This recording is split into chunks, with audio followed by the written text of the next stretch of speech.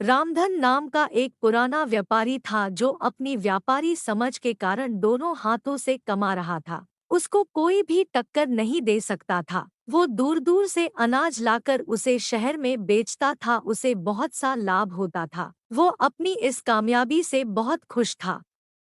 इसलिए उसने सोचा व्यापार बढ़ाना चाहिए और उसने पड़ोसी राज्य में जाकर व्यापार करने की सोची। दूसरे राज्य जाने के रास्ते का मानचित्र देखा गया जिसमें साफ साफ था कि रास्ते में एक बहुत बड़ा मरुस्थल है। खबरों के अनुसार उस स्थान पर कई लुटेरे भी हैं, लेकिन बूढ़ा व्यापारी कई सपने देख चुका था। उस पर दूसरे राज्य में जाकर धन कमाने की इच्छा प्रबल थी।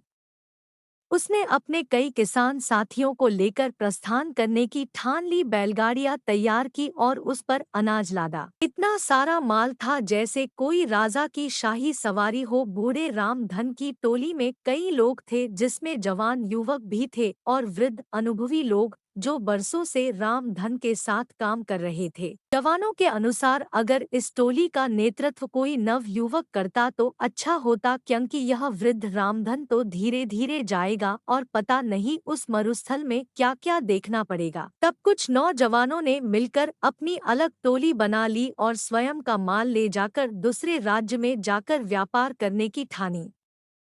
रामधन को उसके चहेते लोगों ने इस बात की सूचना दी। तब रामधन ने कोई गंभीर प्रतिक्रिया नहीं दिखाई। उसने कहा, भाई, सबको अपना फैसला लेने का हक है। अगर वो मेरे इस काम को छोड़ अपना शुरू करना चाहते हैं तो मुझे कोई आपत्ति नहीं है, और भी जो उनके साथ जाना चाहता हो जा सकता है। अब दो अलग व्यापारियों की टोली बन चुकी थी, जिसमें एक का नेतृत्व वृद्ध रामधन कर रहे थे और दूसरे का नेतृत्व नव युवक गणपत कर रहे थे। दोनों की टोली में वृद्ध एवं नौजवान दोनों सवार थे। सफर शुरू हुआ। रामधन और गणपत अपनी अपनी टोली लेकर चल पड़े। थोड़ी दूर सब साथ साथ ही चल रहे थे कि जवानों की टोली तेजी से आगे निकल पड़ी और रामधन और उनके साथी पीछे रह गए। रामधन की टोली के नौजवान इस धीमी गति से बिल्कुल खुश नहीं थे और बार बार रामधन को कोस रहे थे, कहते कि वो नौजवानों की टोली तो कब की नगर की सीमा लांघ चुकी होगी और कुछ ही दिनों में मरुस्थल भी पार कर लेगी और हम सभी इस बूढ़े के कारण भूखे मर जाएंगे। धीरे धीरे रामधन की टोली नगर की सीमा पार करके मरुस्थल के समीप पहुंच जाती है। तब रामधन सभी से कहते हैं, यह मरुस्थल बहुत लंबा है और इसमें दूर दूर तक पानी की एक बूंद भी नहीं मिलेगी, इसलिए जितना हो सके पानी भर लो। और सबसे अहम, यह मरुस्थल लुटेरे और डाकुओं से भरा हुआ है, इसलिए हमें यहाँ का सफर बिना रुके करना होगा। साथ ही हर समय चौकन्ना रहना होगा। उन्हें मरुस्थल के पहले तक बहुत से पानी के गड्ढे मिल जाते हैं, जिससे वे बहुत सारा पानी संग्रह कर लेते हैं। तब उनमें से एक पूछता है कि इस रास्ते में पहले से ही इतने पानी के गड्ढे हैं, हमें एक भी गड्ढा तैयार नहीं करना पड़ा। तब रामधन मूंछों पर ताव देकर बोलते हैं, इसलिए तो मैंने नवजवानों की उस टोली को आगे जाने दिया। यह सभी उन लोगों ने खुद के लिए तैयार किया होगा जिसका लाभ हम सभी को मिल रहा है। यह सुनकर टोली के विरोधी साथी खिंचवा जाते हैं और अन्य रामधन के अनुभव की प्रशंसा करने लगते हैं। सभी रामधन के कहे अनुसार बंदोबस्त करके और आराम करके आगे बढ़ते हैं। आगे बढ़ते हुए रामधन सभी को आगाह कर देता है कि अब हम सभी मरुस्थल में प्रवेश करने वाले हैं। यहाँ ना तो पानी मिलेगा, ना खाने को फल और ना ही ठहरने का स्थान, और यह बहुत लंबा भी है, हमें कई दिन भी लग सकते हैं। सभी रामधन की बात में हामी मिलाते हुए उसके पीछे हो लेते हैं। अब वे सभी मरुस्थल में प्रवेश कर चुके थे, जहाँ बहुत ज्यादा गर्मी थी, जैसे अलाव लिए चल रहे हो। आगे चलते चलते उन्हें सामने से कुछ लोग आते दिखाई देते हैं। वे सभी रामधन को प्रणाम करते हैं और हाल चाल पूछते हैं। उनमें से एक कहता है, आप सभी व्यापारी लगते हो, काफी दूर से चले आ रहे हो, अगर कोई सेवा का अवसर देंगे तो हम सभी तत्पर हैं।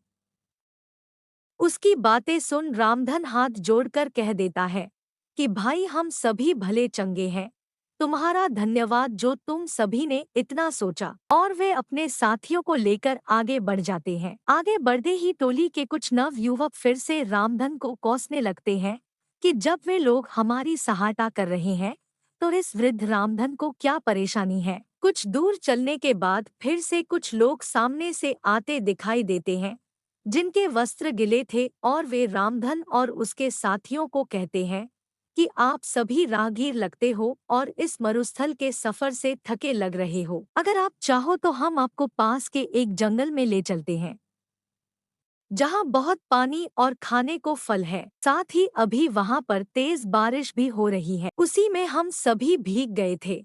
अगर आप सभी चाहे तो अपना सारा पानी फेंक कर जंगल से नया पानी भर ले और पेट भर खाकर आराम कर ले। लेकिन रामधन साफ ना बोलकर अपने साथियों से जल्दी चलने को कह देते हैं। अब टोली के कई नौजवानों को रामधन पर बहुत गुस्सा आता है और वे उसके समीप आकर अपना सारा गुस्सा निकाल देते हैं और पूछते हैं कि क्यों वे उन भले लोगों की बात नहीं सुन रहे और क्यों हम सभी पर जुल्म कर रहे हैं। तब रामधन मुस्कुराते हुए कहते हैं कि वे सभी लुटेरे हैं और हमसे अपना पानी फिकवा कर हमें निस्सहाय करके लूट लेना चाहते हैं और हमें यहीं मरने छोड़ देना चाहते हैं। तब वे नवयुवक गुस्से में दांत पिसते हुए कहते हैं कि सेठ जी, तुम्हें ऐसा क्यों लगता है। तब रामधन कहते हैं कि तुम खुद देखो, इस मरुस्थल में कितनी गर्मी है। क्या यहाँ आसपास कोई जंगल हो भी सकता है।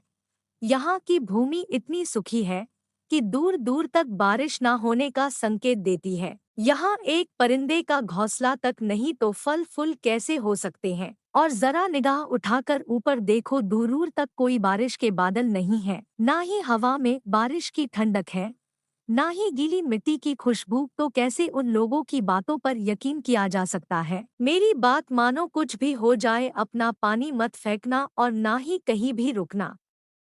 कुछ देर आगे चलने के बाद उन्हें रास्ते में कई नरकंकाल और टूटी फूटी बैलगाड़ी मिलती है। वे सभी कंकाल गणपत की टोली के लोगों के थे। उनमें से एक भी नहीं बचा था। उनकी ऐसी दशा देख सभी रोने लगते हैं, क्योंकि वे सभी उन्हीं के साथी थे। तब रामधन कहते हैं कि जरूर इन लोगों ने तुम्हारे जैसे ही इन लुटेरों को अपना साथी समझा होगा और इसका परिणाम यह हुआ। आज उन्हें अपने जीवन से हाथ धोना पड़ा। रामधन सभी को ढाढ़स बंधाते हुए कहते हैं, हम सभी को भी यहाँ से जल्दी निकलना होगा, क्योंकि वे सभी लुटेरे अभी भी हमारे पीछे हैं। प्रार्थना करो कि हम सभी सही सलामत यहाँ से निकल जाए।